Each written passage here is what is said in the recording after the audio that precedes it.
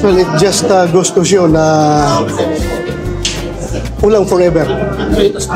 That's the reality sa serbisyo, no?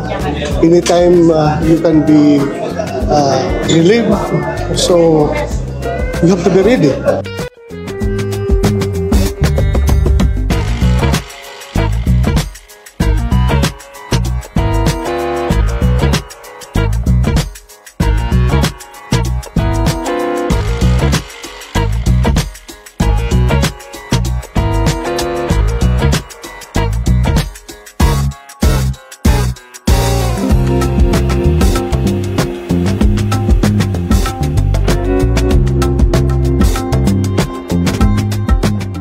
Ba kayo kung bakit siya tinanggal?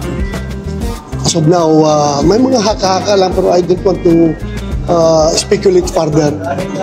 Bahala na kung sila na, ang Malacanang na dapat ang magbigay ng paliwanag.